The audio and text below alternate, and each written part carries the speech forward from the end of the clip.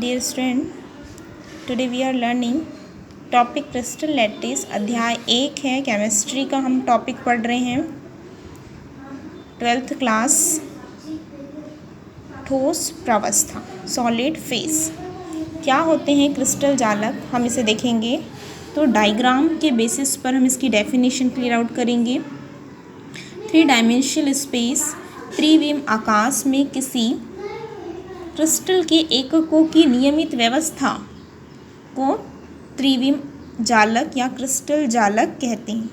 यहाँ पर आप डायग्राम में देखेंगे, एक जो वाइट ब्लैंक जो पेपर दिख रहा है, ये वाइट वाला जो पोर्शन है, ये एक 3 डायमेंशनल स्पेस, फ्रीली स्पेस है, जिसमें ब्लैक पॉइंट्स जो है वो क्रिस्टल पॉइंट्स के लैटिस पॉइंट कहलाते हैं या फिर जालक बिंदु कहलाते हैं। जालक बिंदु बहुत सारे आपस में कलेक्ट होकर क्रिस्टल का फॉर्मेशन या निर्माण करते हैं।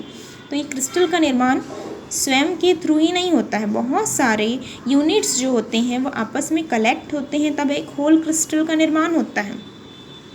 तो यहाँ पर बहुत से यूनिट्स जो है इस एक कंटिन्यूटली एक नियमित रूप से व्यवस्था की गई है इन लोग की।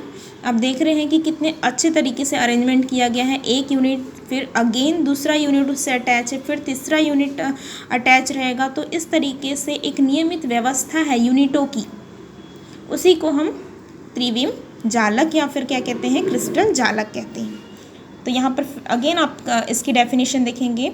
3 डायमेंशनल स्पेस या त्रिविम आकाश में किसी क्रिस्टल के एककों, ये एकक है यानी यूनिट है, उनके इस तरीके की जो नियमित व्यवस्था है उसको क्रिस्टल जालक या क्रिस्टल जालक या फिर त्रिविम जालक कहते हैं। इसको किस तरीके से बनाते हैं आप यहाँ पर देख लेंगे। ये इससे अटैच हो जाता है और ये इससे अटैच हो गया, ये इससे अटैच हो गया और ये इससे अटैच हो गया। तो इस तरीके से एक यूनिट सेल बन गया।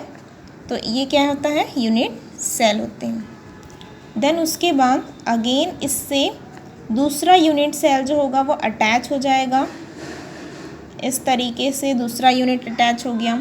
तो एक बहुत सारे यूनिट सेल आपस में कलेक्ट होते जाएंगे और होल क्रिस्टल का निर्माण होगा। ये क्रिस्टल लैटिस को हमने देखा। अब इंडिविजुअल हम यूनिट सेल को देखेंगे और उसकी कैलकुलेशन को देखेंगे। तो यहाँ पे यूनिट सेल है। अब यूनिट सेल की पर्टिकुलर डेफिनेशन क्या है कि यह 3 विमीय बिंदुओं का समूह क्रिस्टल की यूनिट सेल या फिर एकक कोष्टिका, जिसे एकक कोष्टिका भी कहते हैं, इस यूनिट सेल को ही, इकाई सेल को ही, ठीक है, इसके 2-3 नाम हैं, तो एकक कोष्टिका कहलाता है।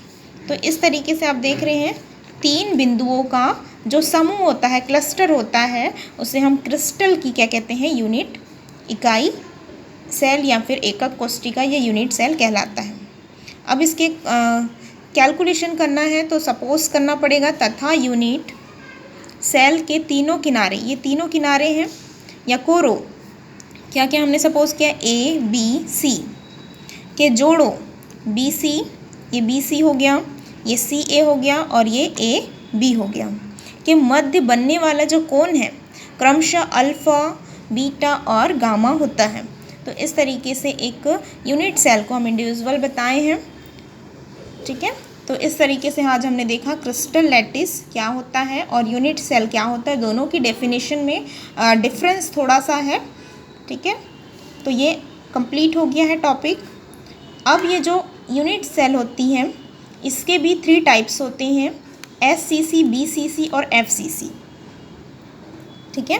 मतलब सिंपल क्यूबिक सेल, जैसे हिंदी में कहते हैं सरल घनी सेल।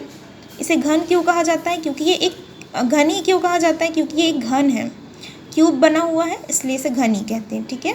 तो सरल घनी सेल। और BCC मतलब होता है बॉडी सेंटर क्यूबिक सेल, यानी कि इसे कहते हैं हिंदी में अंतः केंद्रित घनी सेल। FCC मतलब फलक केंद्रित घनी सेल या फिर फेस सेंटर्ड क्यूबिक सेल। तो ये जो तीनों टाइप्स होते हैं इसकी डीपली स्टडी, इसके पूरे कैलकुलेशन के साथ हम नेक्स्ट वीडियो में करेंगे। तो इस वीडियो को प्रॉपरली आप शेयर कीजिए, लाइक कीजिए और सब्सक्राइब कमेंट्स कीजिए और जो भी डाउट होगा आप उसमें कमेंट्स बॉक्स में बताइए।